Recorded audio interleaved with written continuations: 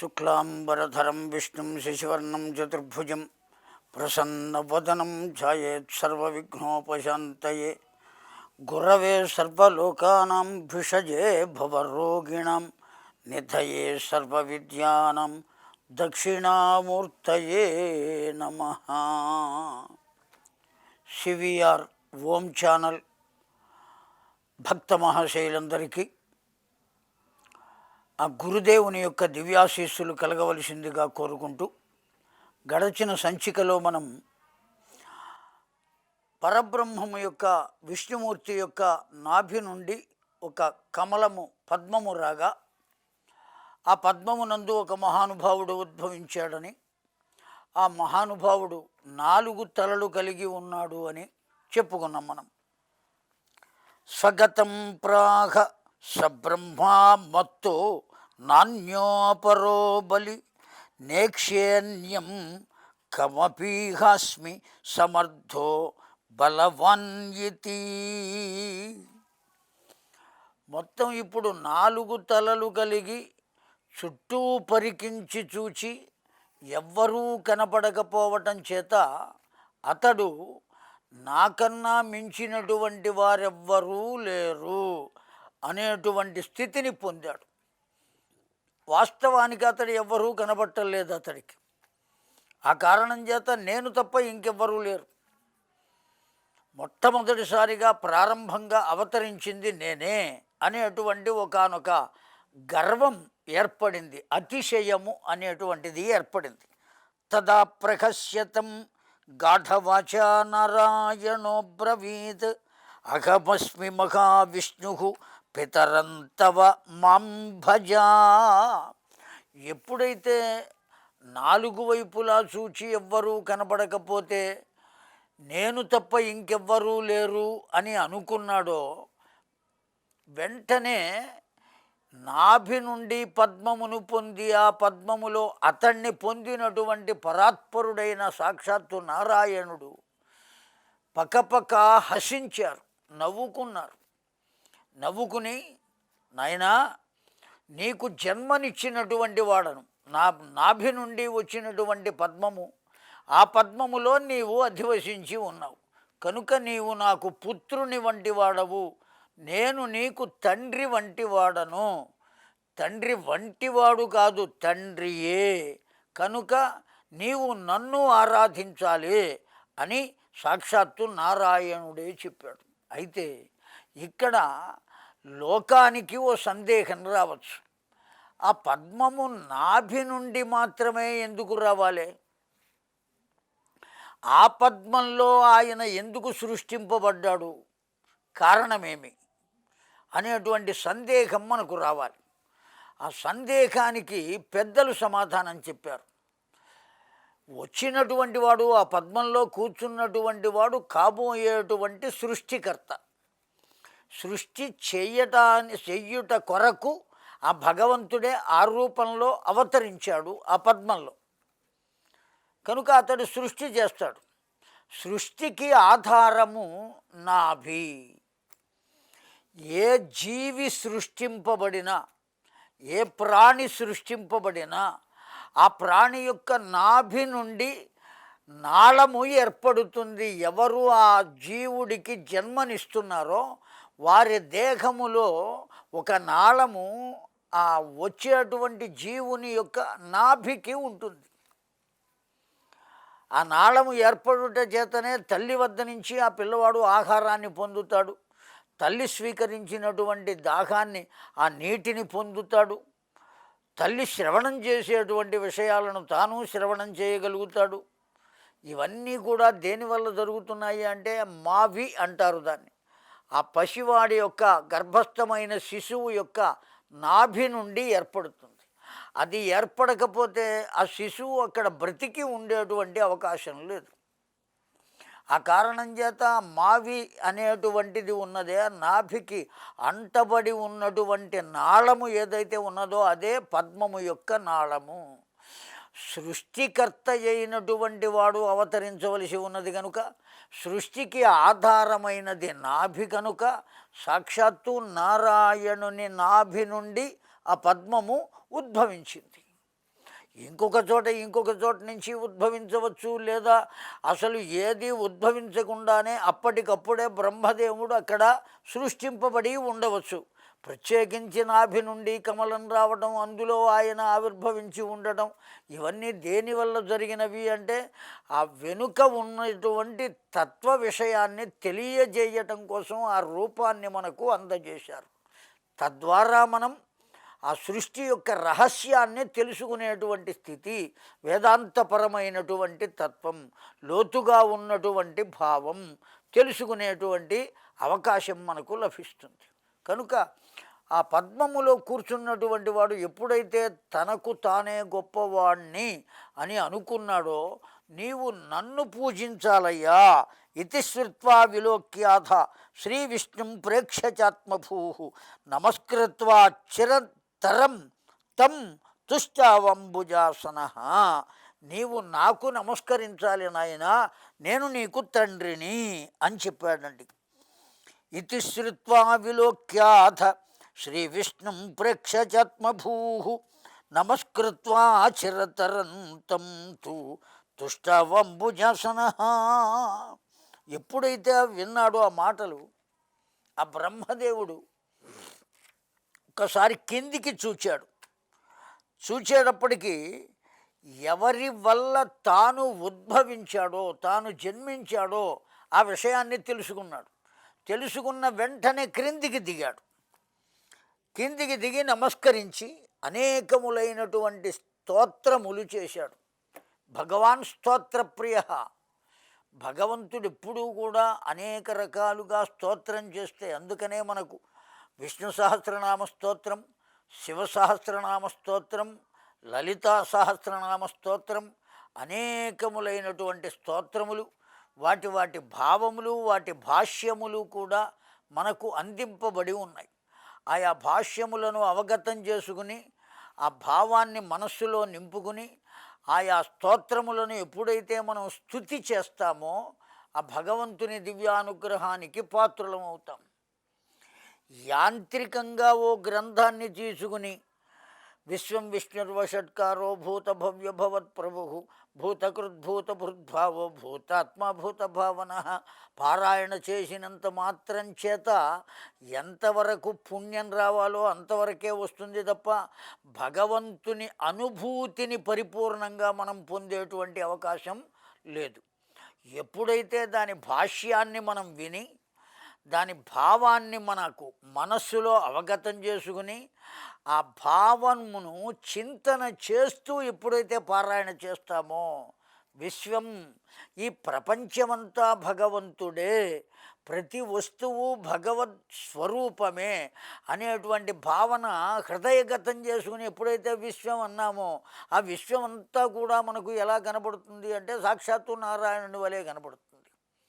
విష్ణు అంటే సర్వవ్యాపకుడు, తానే అంతటా వ్యాపించి ఉన్నాడు, తానే అన్ని రూపములలో ఉన్నాడు. ఈ భావన ఎంత మధురమైనది! అటువంటి మధురమైనటువంటి భావన ఎప్పుడైతే హృదయగతం అవుతుందో ఆ హృదయగతమైన వెంటనే మనకు కలిగేటువంటి స్థితినే ఆనందము అని అంటారు. ఆ ఆనందము యొక్క స్వరూపమే భగవంతుడు. ఆ భగవంతుని యొక్క స్వరూపమే గురుదేవుడు. దాన్ని అత్యంత తేలికగా మనం పొందవచ్చు. కనుక ఆ బ్రహ్మదేవుడు చాలా స్తుతులను చేశాడు. తేన స్తోత్రేణ సంతుష్టో నారాయణ ఉవాచతం మమాజ్ఞాం శిరసా ధృత్వా సృష్టిం రచయ పుత్రకా. బ్రహ్మ చేసినటువంటి ఈ స్తోత్రములనన్నిటినీ విన్నాడు సాక్షాత్తు పరాత్పరుడైన నారాయణుడు. పరాత్పరుడు, పరబ్రహ్మము, ఆనందస్వరూపుడు. ఆ బ్రహ్మ చేసినటువంటి స్తోత్రములను శ్రవణం చేశాడు, సంతుష్టి చెందాడు. భగవంతుడు తృప్తి పడితే కావలసిందే ఉన్నది. అంత సంతుష్టి చెందినటువంటి నారాయణుడు, నాయనా పుత్రక, నీవు నా ఆజ్ఞను అనుసరించి సృష్టిం రచయ పుత్రక. ఎప్పుడైతే సంతుష్టో నారాయణ, తృప్తి చెందినటువంటి నారాయణుడు, సృష్టిం రచయ, సృష్టి చేయవయ్యా అని చెప్పాడు. ఎప్పుడైతే సృష్టి చేయమని చెప్పారో బ్రహ్మోచే సృష్టిరచనారీతిం విష్ణో న వేద్మ్యహం న దృష్టా సృష్టిరచనా విష్ణో స్రక్ష్యే కథం వధా. తండ్రి, సృష్టి ఎలా చెయ్యాలో నేను ఎప్పుడూ చూడలేదు. ఆ సృష్టి క్రమము నాకేమీ తెలియనటువంటి విధానము కనుక ఏ విధంగా సృష్టి చేయాలో తెలియకుండా నేను ఏ విధంగా చేయగలుగుతానయ్యా? కనుక సృష్టిని ఎలా చెయ్యాలో నాకు తెలియచేయవలసింది అన్నాడు. బ్రహ్మణో వచనం శ్రుత్వా తుష్టో నారాయణో వదతు వేదాన్ గృహాణ రచయ తదుక్త విధినా పునః. బ్రహ్మ మాటలు విన్నాడు సాక్షాత్తు నారాయణుడు. ఆనందపడ్డాడు, తృప్తి కలిగాడు. తనకు తెలియని విషయాన్ని నాకు తెలియదు అని చెప్పటం కూడా గొప్ప పాండిత్యం అండి. తెలియని దాన్ని కూడా తెలుసు అని తనకు ఏ విధంగా తెలుసో ఆ విధానాన్నే చెప్పి అదే సరి అయినది అని వాదన చేసేటువంటి పండితం మన్యులు లోకంలో చాలామంది ఉన్నారు. ఆయా విషయములను ఆ విధంగా తెలియజేయటం చేత ఏం జరుగుతుంది అంటే అనేక రకాలైనటువంటి వ్యతిరేక భావములు లోకంలో ప్రవర్తింపబడేటువంటి అవకాశం ఉన్నది. కనుక బోధ చేసేటువంటి ఓ మహానుభావుడు ఏ విధంగా బోధ చేయాలి? ఓ కర్మను చేయవయ్యా అని చెప్పినప్పుడు ఆ కర్మ చెయ్యడానికి సిద్ధపడేటువంటి వాడు ఏ విధంగా ఉండాలి? ఆ కర్మ యొక్క పరిపూర్ణమైనటువంటి తత్వం తెలిసి ఉండాలి. ముందు కర్మ చెయ్యాలి అనే ఆలోచన ఉండాలి. రెండవది ఎలా చెయ్యాలో తెలుసుకోవాలి. మూడవది చెయ్యటానికి సిద్ధపడాలి. ఈ మూడింటిని కూడా భగవత్ స్వరూపమే అని చెప్పింది శాస్త్రం. ఏ విధంగా భగవత్ స్వరూపం అంటే నేను ఇదిగో ఈ కర్మను చెయ్యాలి అని అనుకోవటమే సంకల్పము. దాన్నే మనం ఇచ్ఛాశక్తి అని అంటాం. ఆ కర్మను ఎలా చెయ్యాలో తెలుసుకోవటము అనేటువంటిది జ్ఞానశక్తి. ఇచ్ఛాశక్తి ముందు ఉండాలి, తరువాత ఎలా చెయ్యాలో తెలుసుకోవాలి. కనుక జ్ఞానశక్తి ఉండాలి. చెయ్యాలి అనే సంకల్పం కలిగింది, ఇచ్ఛ కలిగింది. చెయ్యడానికి కావలసినటువంటి విధానం తెలుసుకునే జ్ఞానం ఉన్నది. ఇప్పుడు చెయ్యాలి అంటే చేసేటువంటి శక్తి ఉండాలి. దాన్నే క్రియాశక్తి అన్నారు. ఇచ్ఛ, జ్ఞాన, క్రియ శక్తి స్వరూపమే సాక్షాత్తు అమ్మవారు అని మనకు పురాణాలు తెలియజేస్తున్నాయి. కనుక ఆ ఇచ్ఛ అనబడేటువంటిది కలిగినప్పటికీ కూడా ఎలా చేయవలెనో తెలియకపోతే దాన్ని అజ్ఞానం అంటామే కానీ జ్ఞానం అనేటువంటి అవకాశం లేదు. కనుక జ్ఞానాన్ని పొందాలి అంటే ముందు నాకేమీ తెలియదు అనేటువంటి జ్ఞానం తెలుసుకోవాలి. నాకన్నీ తెలుసు అనే అజ్ఞానంలో ఉంటే అజ్ఞః సుఖమారాధ్యతే సుఖతరమారాధ్యతే విశేషజ్ఞ జ్ఞానలవ దుర్విదగ్ధం బ్రహ్మాపి నరం నరంజయతి అని చెబుతున్నది శాస్త్రం. అన్నీ తెలిసినటువంటి వారికి చెప్పవచ్చు, ఏమీ తెలియనటువంటి వారికి చెప్పవచ్చు. సొగం తెలిసి సొగం తెలియక అన్నీ నాకే తెలుసు అనుకునేటువంటి అజ్ఞానిని బ్రహ్మదేవుడు కూడా బాగుపరచలేడు అని శాస్త్రవచనం. కనుక ఇచ్ఛ ఉన్నప్పటికీ దానికి సంబంధించిన జ్ఞానం లేకపోతే మనం ఏం చేయలేం. క్రియాశక్తి అక్కడ ఉపయోగింపబడదు. కనుక జ్ఞానశక్తి ఉండి తీరాలే. కనుక తను జ్ఞానశక్తిలో ఉన్నాడా అజ్ఞానంతో ఉన్నాడా అనేటువంటి విషయం తనకు తాను తెలుసుకుని ఉండటం కన్నా గొప్ప జ్ఞానం ఇంకొకటి లేదు. ఇప్పుడు ఆ పద్మము నుండి వచ్చినటువంటి మహానుభావుడు చతుర్ముఖుడైనటువంటి బ్రహ్మ సృష్టికర్తగా నియమింపబడ్డాడు. ఎవరి చేత అంటే సాక్షాత్తు నారాయణుని చేత. అలా నియమింపబడినటువంటి ఆ సృష్టికర్త ఏమంటున్నాడు అంటే నాకు సృష్టి చెయ్యటం రాదయ్యా, కనుక ఏ విధంగా సృష్టి చేయవలెనో నాకు తెలియజేస్తే నేను సృష్టి చేస్తానయ్యా, తెలియజేయమంటున్నాను. స్రక్ష్యే కథం వద, నువ్వు ఎలా చెయ్యాలో నాకు తెలియచేయవయ్యా అన్నాడు. బ్రహ్మణో వచనం శ్రుత్వా తుష్టో నారాయణో అవదతు వేదాన్ గృహాణా రచయ తదుక్త విధినా పునః. చిరునవ్వు నవ్వినటువంటి నారాయణుడు చాలా గొప్ప మాట చెప్పారు. ఎవరితో? సాక్షాత్తు బ్రహ్మదేవునితో. ఈ విషయమంతా కూడా సిద్ధపురుషుడు నామధారకునకు బోధ చేస్తున్నాడు కూర్చుండబెట్టి ఆ వృక్షం కింద.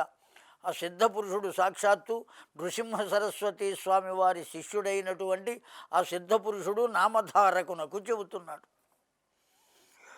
ఈ బ్రహ్మదేవుడికి ఏమని చెప్పారు?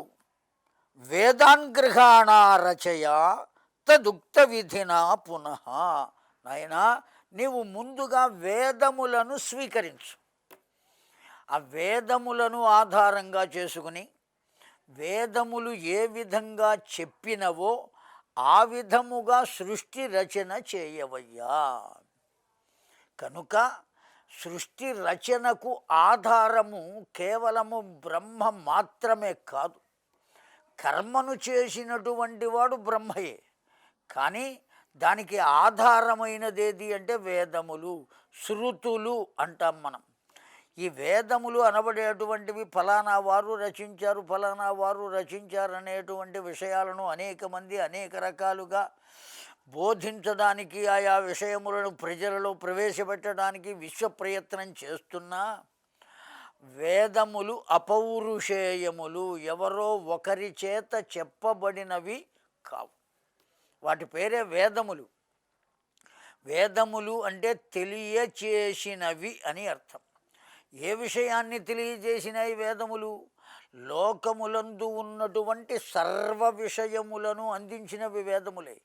ఇవాల్టి రోజున అనేక మంది ఉద్యోగస్తులు ఆ కంప్యూటర్లను వాడుకుని ఉద్యోగాలు సంపాదిస్తున్నారు, లక్షలకు లక్షలు జీతాలు పొందుతున్నారే. ఈ తయారు చేయబడిన కంప్యూటర్లు కూడా దేన్ని ఆధారంగా చేసుకుని వచ్చినాయి అంటే వేదములను ఆధారంగా చేసుకుని వచ్చినాయి. మన వద్ద ఉన్నటువంటి ఫోన్లు దేన్ని ఆధారంగా చేసుకుని వచ్చినవి అంటే కేవలం వేదములను ఆధారం చేసుకుని వచ్చినవి. ఇట్లా దివ్యత్వాన్ని ఎవరు కల్పించారు మనకు అంటే వేదములే కల్పించినాయి. వేదములలో లేని విషయము భూమండలమునందు కానీ మూడు లోకములందు కానీ ఉండేటువంటి అవకాశం లేదు. దివ్యమైన విశ్వాంతరాళము నుండి వినబడినటువంటి శబ్దములను ఋషులు విని వాటిని మనకు అందించారు. ఋషులు శ్రవణము చేసి మనకు అందించినవి గనుక శృతులు అని చెప్పబడినాయి. అన్ని విషయములను మనకు తెలియజేసినవి, నివేదించినవి గనుక వేదములు అని చెప్పబడినాయి. కనుక వేదములలోనే లేని విషయం లోకంలో ఉండేటువంటి అవకాశమే లేదు. అనేకములైనటువంటి తత్వములు, లోక తత్వములు అన్నీ కూడా వేదముల చేతనే అందింపబడినాయి. కనుక ఆ వేదములను ఆధారంగా చేసుకుని నీవు సృష్టి రచన చేయవయ్యా అని చెప్పారండి. వేదేస్తి సృష్టి రచన విచారస్థేన మానద లీనం విరించేతాం సృష్టిం యథా పూర్వం ప్రకాశయా. వేదో అనాది సృష్టి మార్గదర్శకో దర్పణోపమః తమాదాయాఖిలాం సృష్టిం సావధానతయా సృజా. వేదములందు ఈ సృష్టి రచన విధానము ఏర్పాటు చేయబడి ఉన్నదయ్యా. దాన్ని అనుసరించి ఓ బ్రహ్మ నీవు ఆ సృష్టిని యథాపూర్వంగా చేయవయ్యా. ఇక్కడ ఒక మాట వివరించి చెప్పారు, యథాపూర్వముగా. పూర్వ కల్పములలో ఇతపూర్వం జరిగినటువంటి కల్పములలో ఇతపూర్వం ఉన్నటువంటి సృష్టికర్తలు ఏ విధంగా సృష్టి చేశారో ఆయా విధములను అనుసరించి నీవు చేయవలసింది యద్యదాచరతి శ్రేష్ఠ తత్తదేవేతరో జనా. పూర్వీకులైనటువంటి వారు ఏ ఏ కర్మలను చేశారో, ఏ విధానాన్ని అనుసరించి నడుపుకున్నారో జీవితాన్ని, ఆయా విధానములనే అనుసరించి తరువాతి వారు కూడా నడుపుకునవలే. మా పెద్దలు ఇలా చేశారండి, వారు తెలివి తక్కువగా, నేను అలా చెయ్యను, నా విధానం ఇది అని అనేటువంటి అవకాశం లోకంలో జన్మించిన ఎవ్వరికీ లేదు. ఆ వంశంలో ముందుగా పుట్టినటువంటి వారు ఏ విధంగా అయితే ఆచరించారో, ఏ విధమైన విధానాన్ని ప్రదర్శించారో దాన్ని మనం కూడా అనుసరించి తీరాలి. యద్యదాచరతి శ్రేష్ఠ తత్తత్ ఏవ ఇతరో జనా. పూర్వీకులు దేన్ని అనుసరించారో నీవు కూడా దాన్ని సాక్షాత్తు నారాయణుడు కూడా సృష్టికర్త అయినటువంటి బ్రహ్మదేవునకు అదే మాట చెప్పాడండి, సావధానతయా సృజా అఖిలం.